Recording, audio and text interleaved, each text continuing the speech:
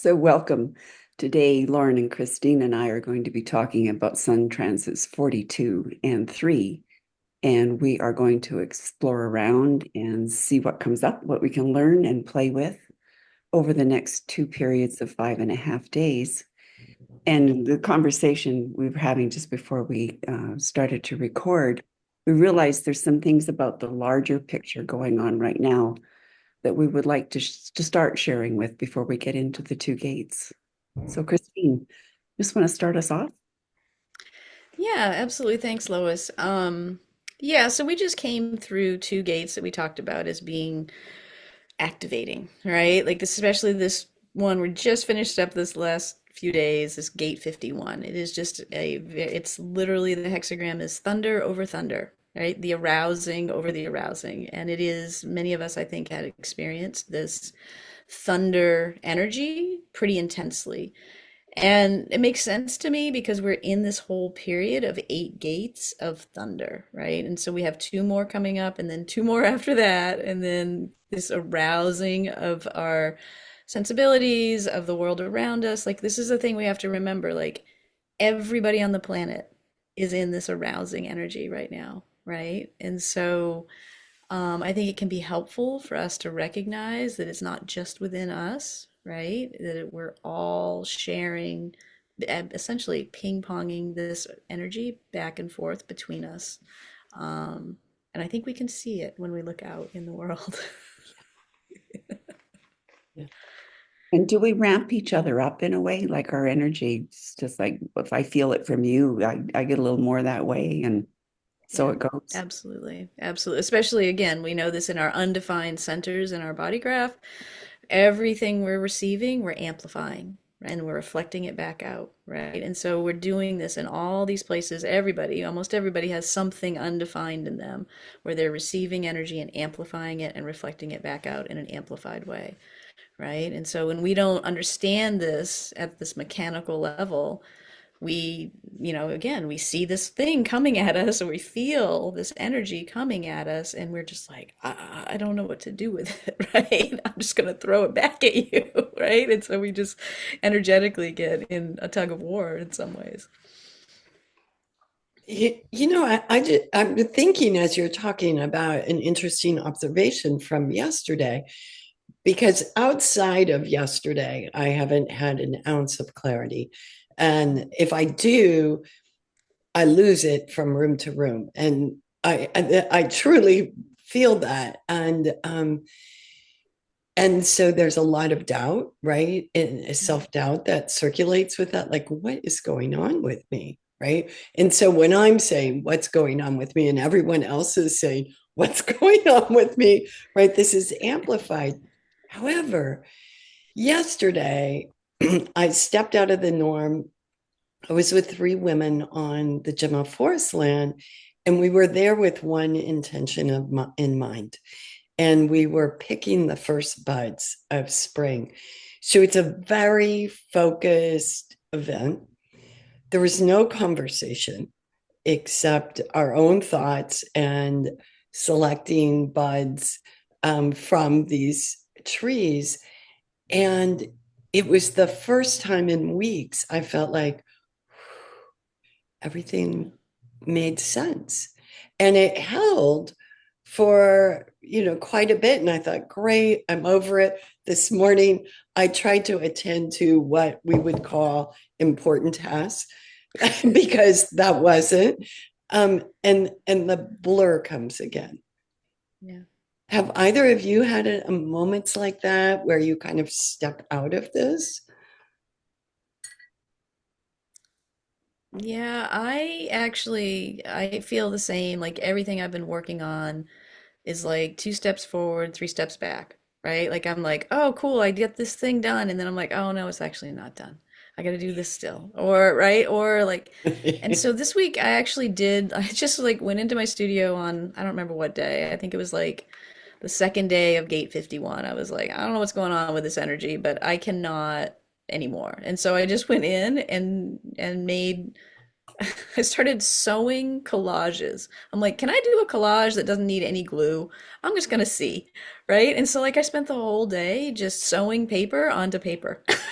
And it was like, that made super sense to me. I was like, this is so satisfying. And this is like, I don't like, I have no goal or plan for these things, but it made sense. Like nothing else has really made sense for, I don't know, weeks.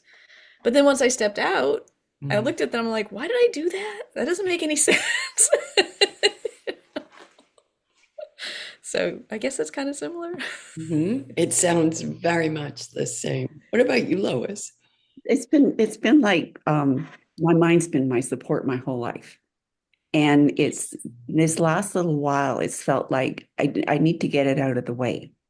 Because Mm. if I get into something really somatic, I feel grounded and I feel centered and I'm not thinking. And as soon as I start thinking, everything starts swirling. And things that are normally feel pretty clear are not. So um, and it makes me feel like maybe I'm being confusing with other people. Uh, Mm. I guess I should ask them and find out. Well, they're all probably confused too, right? Like, I think that's what's so useful to know about this energy, right? Like, we are not alone in this energy, right? Like, when you're feeling this, it's very likely other people are too. And I think that that's a really big problem that we have in this individual culture that we've, created, right? We're like, oh, this is my own thing that's just happening to me. And that's what everybody else is thinking too, right? And we forget to have these conversations like, oh, I too am feeling that way, right? What do you think that is? Rather than just thinking everybody's going a little crazy. Yeah, Yeah. yeah. So I have felt a slight shift with this new gate. Why don't you talk to us a little bit about that, Christine? Yeah, so it is a shift in many ways, right? We are walking into gate 42 today actually. We're stepping into gate 42 in the human design um world. And so gate 42 is the gate of growth, right? And so we have this arouse we're still in this arousing energy, right? But in this next 5.5 days, it's going to be about thinking about how do I expand, right? Like, what is the expansive thing that I can do here? This 42 has actually a really interesting finishing energy, right? So it is one of those places where we might actually feel a push to wrap things up in some way, to bring a close to something that's been open-ended for, an extended period of time, right? So that could be really lovely, right? Wrapping up things, which I think is also reflected a bit in the astrology as well. Sure. Um, so yeah, in the gene keys, it's expectation is the shadow, right? Which I think we could probably talk about. This is part of what's going on for everyone right now, right? We have this expectation of life continuing the way that it's been, and everybody's now seeing like, hey, wait a minute, that's maybe not an expectation I can have anymore, right? Detachment is the gift, right? So this is a great opportunity to like really practice like, hey, we're in this time that pushes endings. We might actually be in some weird sort of ending in general, and how do we detach from our own like idea of how things should be? And maybe allow for some other thing to come forth, right? Again, this is a gated growth. And so and then the city of this is celebration, right? Like on the other side of bad things, often there really is this like, oh, I didn't even know that this could be better, right? Well, if we can really celebrate this thing that we actually went through that was hard, but now has, really it's been a growth learning, it's a learning experience, right? And this is what we're all here for. So I think it's a really lovely energy. It's a sacral energy in our human design body graph, so it really does have this life force energy with it. So also a time where you might feel some real like power coming from within to make things happen and expand in your day, in your life. But it too, it relates to like to the cycle of life. And Mm. that like when we look at nature, when things they grow and they bloom and they start to wither and they die, and sort of like being able to connect our own existence to that. And I think it's something we've gotten away from in our world. And it's like for you, Lauren, like being able to go out and be on the land and like these very first shoots and actually being out there with them and touching them, and rather than just looking out the window and say, oh, good, there's buds on the trees. You know, it makes you closer to it. Yeah, and there's something so incredible about buds, and all the potential they hold, but we can't see it. We have to trust it, right? We have to trust that in that bud, everything that's needed for that tree is right there. And I think that reminds me personally of the trust that's needed right now in this period. And Christine, you gave a nod to the astrology, and this full moon in Libra is, bringing to a peak that energy that was brought in with the new moon and the new moon eclipse. And so I think that also is stirring up quite a bit. And we know these eclipses are felt for months and months, right? Afterwards, but the energy of the full moon is always like, all right, let me get going. Let me finish things up, whatever things are, right? Yeah. Right. But in looking at the I Ching, I mean, this is the hexagram 42 is more of a starting point. It's this opening, right? An opening to an abundance of using your gifts. So, this is one of those times where all three, the gene keys, I Ching, and human design, you can't quite see an obvious connection, but it's all there, right? They improve each other with the essence they each bring. Yeah. Well, I think the connection is that so gate 42 is part of the channel. It meets with gate 53 in the root center. It's the channel of maturation, right? And so this full energy is about this idea that we all know every ending is a beginning, right? And so this like opening up to new things also is the same as closing down of old things, right? Like they all come together and they meet in the same thing over and over and over again, right? Life is filled with these beginnings and endings. And again, like that would make perfect sense to me that the I Ching focuses on the beginnings of 42, whereas in human design, we're like, no, no, it's the endings, right? Yeah, Because right? they're actually the same. You They're know? connected. Right, exactly. They have a lot to do with one another. So, and I think the other interesting thing that we probably should know about in this period is as we are in gate 42 in the sun, as the sun is in gate 42, it's also true that Chiron is in gate 42, right? And so this wounded healer energy is also sitting here with us, like looking and asking us, what is it we are needing to finish, right? Or needing to begin, right? Like either way, like what's going on with you personally at this like what's your own personal wounding, right, around these things that might need to get examined. So I think this could be a particularly another particularly kind of time, and so just allow it, right? Like we're all sort of in resistance to it because nobody likes it, but you know, Yeah. maybe not. Let's maybe not resist it. See what happens. Well, in there, they say that looking back over life and saying, like, how many of the really difficult things that we've gone through were actually opportunities for growth. I mean, like when someone loses their job and 6 months later they say, well, that was the best thing that ever happened to me, even Yeah. though at the time it was really awful. So being able to look at these serious situations and allow ourselves to be that little bit more detached that you mentioned, recognizing that maybe there's an opportunity in here. And I was thinking about it just on a day-to-day basis with this idea of detachment is to look at if something is starting to feel out of control, we're like, well, okay, here's a point in my design that I need to loosen up a little bit, right? I need to pay attention to this because it's a place where I could be more at ease with it. if I could just sort of accept it on some level. Yeah. Yeah.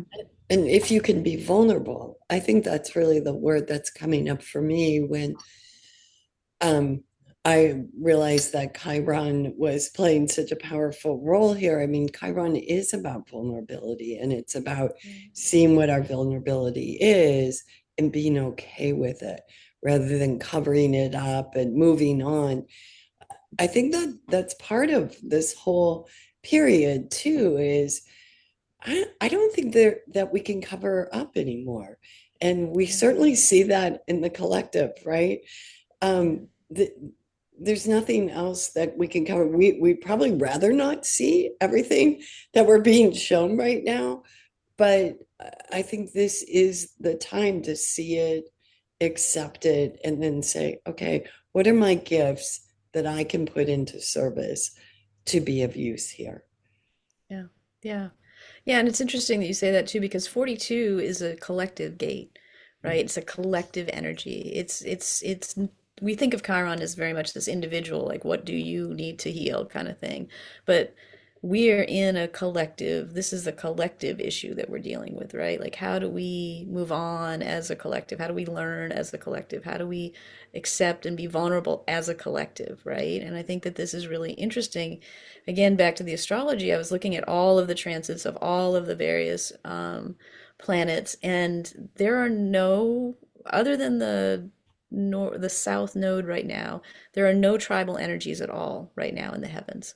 They're all collective or individual, right? And so I think that it's really interesting that we're really in this point, in this place where we're energetically working simultaneously on our own crap and trying to figure out as a group of humans what the heck we're doing together here, right? And how we're going to be with one another. And in the past, we've come from this very tribal energy, but that is a very like tribal energy is much more reciprocal. Like it's like I'm going to support you, you better support me. But these energies are very much like I'm going to be empowered and I'm going to empower you through my self empowerment, right? And then I'm going to share and we're going to share with each other. These are the two energies that are really happening for us right now. And I think that that's really interesting to pay attention to, right? Like, where can you be empowered and where can you share that? Well, Which goes Christine, back to that the vulnerability. Sorry. oh, go ahead, Lois. Oh, I just was saying that goes back to the vulnerability that Yeah. you were talking about, Lauren, because you have to let your guard down to do that. Yeah. Anyway, I interrupted you too. No, I was the giving without limits comes right from the hexagram 42. And so what an interesting time, right? Because what we may be inclined to do is draw inside and take care of our own wounds, and that's not the energy. And that may be some of that conflict that we're feeling, that inner conflict, because we want to pull in instinctively, or probably less instinctively as in conditioned, um, are not from our habitual patterns there. And so I know I'm listening to myself here and I'm saying, okay, I need to pay attention to that. When I want to withdraw, maybe that is a habitual pattern rather than what I really need right now. Yeah. Yeah. Yeah. There's not a lot of energy for habitual patterns right now, Yeah. just in general. You know? Yeah. Even though our minds would like us to do that, right? And this is a great example. Like, this is a really great place to play around and experiment, right? Because this energy right now is asking us from an embodied place, right? To move out of your habitual patterns, to allow yourself to be vulnerable, and allow others to be vulnerable too, right? Like this is another place where we get stuck in our brains. Like when we see other people being vulnerable or doing new things or trying out, what's our first instinct? Oh, you shouldn't do that. Don't do it that way. Oh, that's not ever going to work, right? Like we police each other all the time too, right? And so just really paying attention to this space where this thing, when you're thinking, oh, I just want things to go back the way they used to be, That is conditioned energy. There is no back, right? That's your brain telling you quite frankly a lie. Right? It's just lying to you. And so notice that, right? Because your body wants to move forward, right? Your body always wants to move forward, even if it's scary. It's your brain that says, "Oh, no, no, you can't do that. Oh, don't do that." Right? Well, speaking of moving forward, let me talk about the Yes. Gemmo for this game Yes. because I think we need to think about crabapple. Mm. Crabapple in a microdose is an incredible um, extract that um, regenerates literally every cell of the body. It can revive, rejuvenate, clean all at once every cell, and it has this almost effervescent quality to it. Is what I would say, and it contains a high quantity of antioxidants. So there is some cleaning that can happen. So if you've never used Gemmos before, it might not be the first one you want to start with, but if you have, this would be a real treat in these coming days. Mm. Love that. That's Yeah. awesome. And recognizing that that's actually part of a natural process too, in that the cleaning out and changing of everything, it just usually takes longer. Yeah. With a 7 year cycle of us sort of our renewal. Yeah. Yeah. I think it I might love help that. folks with this thing that's going on in our head right now that feels a little foggy. I think it'll bring some Yeah. clarity. Yeah. Well, and that'll be really helpful too because we're going to move into this gate 3, right? Which is an individual energy, right? It's also in our sacral center. It's also a life force energy, right? So we have this nice stretch of 11 days where there's going to be this real like creative life force pulse inside of us to be like, ooh, I've got energy to do these things. It's potential, right? There's feels this potential. But gate 3 is much more, again, individual. It's like, what are you just did that thing about everybody in the collective and sharing. Now you're back in this empowerment space. Like, what are you going to do? And so I could totally see where Crabapple would kind of like help you, gear you up for that kind of an energy. And so gate 3 is called ordering. And I think about gate 3, it's the like it if you look at the I Ching, right? You have gate 1, which is this creation, gate 2, which is all about receptivity, right? You have 1 and 2, yin and yang, literally, coming together in this 3, right? Like 3 is the next step. Your what do you do when you have this creative, receptive thing? And again, the hexagram name is difficulty in the beginning, right? And so I really feel this energy of like, oh, we've got this creative potential. What the heck are we going to do with it? Right. And in human design, we call it ordering, right? So this is a space where we're really trying to make sense and order all of the potential that exists in our, within our grasp, essentially, right? And so this is a really interesting energy, given what we were just talking about, right? Like we've got this growth cycle happening. We've got all this energy to like either begin or end things, and then we fall into this gate 3, which is like, cool, how are you going to do it? Your own person, you, the individual, right? And so that's kind of what I think of when I think of this gate 3 of also it's a format energy, and both of these actually are format energies in our design, which I didn't bring up in 42, but I think is useful to know because formatting energies kind of do that. They kind of take over everything in some ways. They flavor everything in our design. And so I wonder if during this period, they might flavor kind of everything that's going on in our life too, right? That we might be really focused on first this growth cycle, cyclical thing, and then this more like bringing order, mutating, change, transformation piece in the next part of the 11-day period. But that requires that vulnerability. And I think the Mm, crabapple coming into this makes so much sense, Christine, too, is uh, the stepping into things. And like you were talking about uh, the when people are out and they're doing something different and the response they're getting from other people is maybe you really shouldn't be trying to do that because it won't work or it looks silly or whatever, is so our ability to be with, maybe we don't really know what we're doing in this new thing and be okay with that.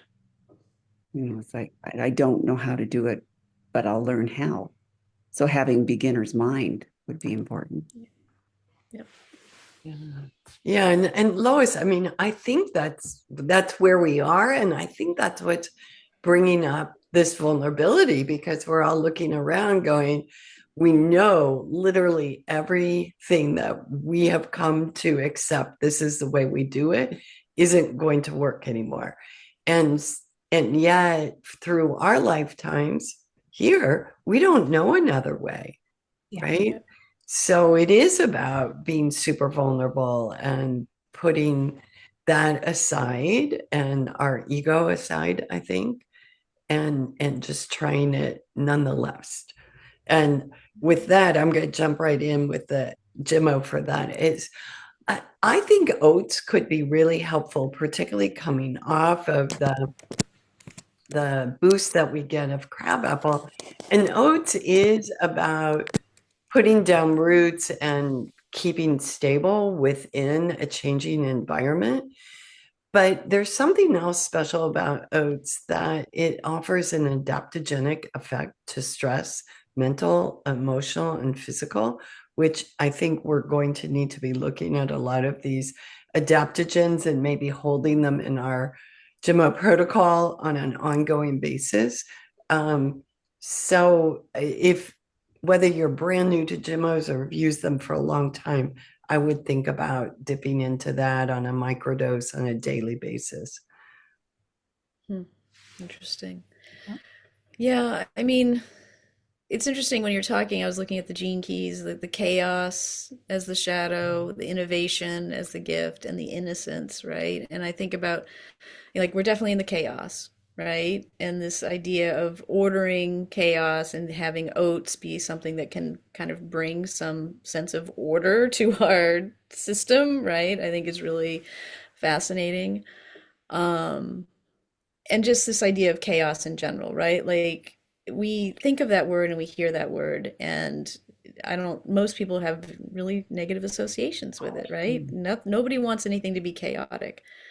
But, for anybody that makes anything, right? For anybody that real any scientist, right? Like chaos is generative, right? Like people forget that inside of chaos, amazing things get born, right? And so it can also be true that what feels untenable and chaotic and scary is also the cauldron for amazing things to happen, right? And quite frankly, I always say I don't trust an artist with a neat studio.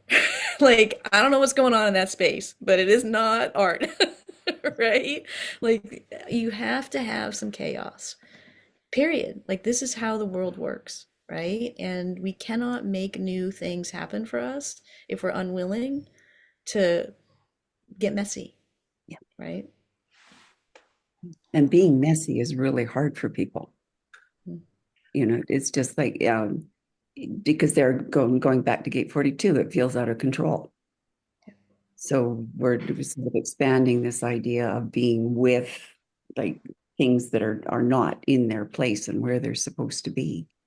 And what do I do with that? And there's a piece of surrendering to this is different. And like you said, Lauren, like this sort of letting our ego out of the way and being willing to try new and different things. They have that creativity that you're talking about that gets generated out of this, out of like because we have to, Yeah. not just because we want to. Yeah. Yeah. Lois, are there some ways to work with our difficulty living with chaos and having it in our world that might be some incremental steps folks could practice at home? Well, I think there's some mindfulness, especially at the beginning, is like that just being able to bring yourself into the moment and go, say to yourself, in this moment, I'm just fine. Everything's okay. So Yeah. because we get so caught in what has been going on and what we're concerned or hoping might happen, that we're not here and now.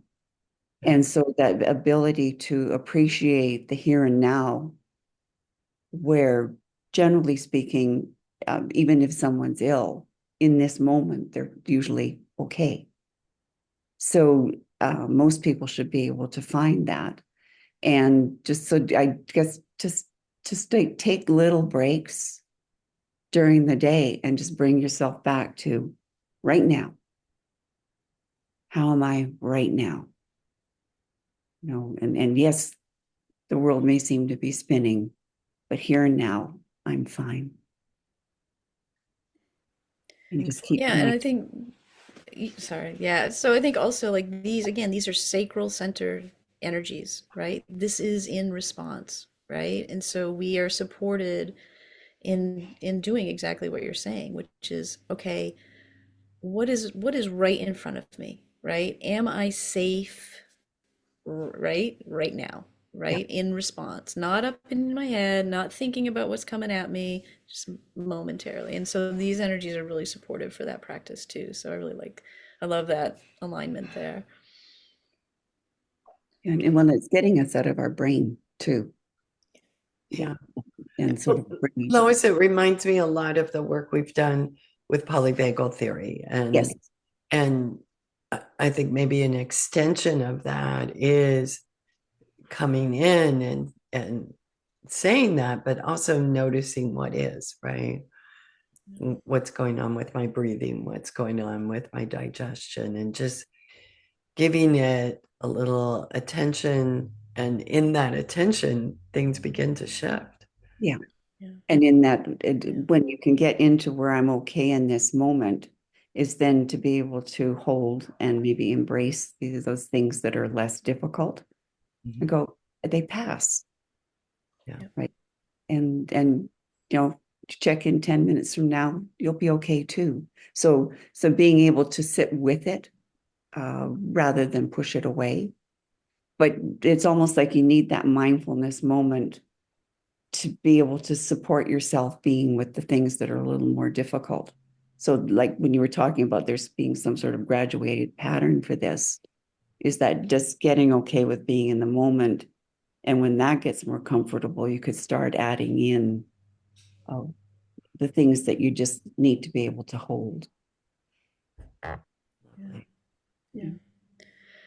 Yeah, and I'll just say finally, well, at least finally for me, I don't know what else we might go, but I do think that again, if we go back to the astrology, like the bigger picture in this time period, we have both Neptune and Mercury in gate 25 in human design, which is this again back in our identity center. It's this universal love energy, and it's another individual empowering energy, right? So it's also underneath here, like our ability in Mercury to speak and to articulate this individuality within us. And then, Neptune, say what you want about it, but it is a supportive energy, even though it might be pushing us a bit. But I just think it's interesting that, the hexagram name for 25 is innocence, right? And when we look at this gene key gate 3, the city is innocence, right? And gate 25 has a lot of activity in 2025, actually. There's lots of planets coming in and out, and Neptune in particular is going to be in this gate for quite some time. And this idea of innocence to me is the thing that I keep coming back to. Like, I think that's where we're going as a collective. We're moving back into a more innocent time and way of being within ourselves and with each other, Mm. right? And I know for people that are out there like, Christine, you're crazy. The world is chaos. It's like everybody's mean to one another. And it's like, I know, I see all that too. But that's not our trajectory, right? Like I am 100% convinced, moving to a time where people are celebrating their innocence again in a way that puts us back in a fully human space, one that we haven't been in our lifetime. And so I really think this is a beautiful time, that it has tons of potential, and that we are just like birth, we're in this birth canal of constriction and all of these other things that feel fraught, but they're for a purpose. And if I can add to that, I've been thinking that that very thing will lead us from away from being so competitive with each other to a more cooperative way of being. Yeah. Yeah. Yep. Yeah. I think this is a great place to wrap, because what you've really done is brought it back to the beginning, Christine, because the two things that we both shared where we really felt okay were incredibly innocent activities. Mm, And there was nothing complex about it, and we didn't need technology, and um, I can go on and on.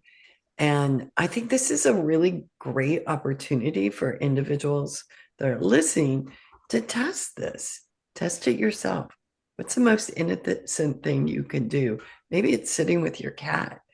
Maybe it's, taking a walk in the forest. And how did you feel? mm, And yeah. maybe we need to begin to start seeing when we feel okay and do more of that. Yeah. Take more opportunities to bring it into our life. Mm-hmm. Yeah. Yeah. Thanks, Lois. Yeah. All right. Well, so thank you for being with us, and we hope we'll see you next time.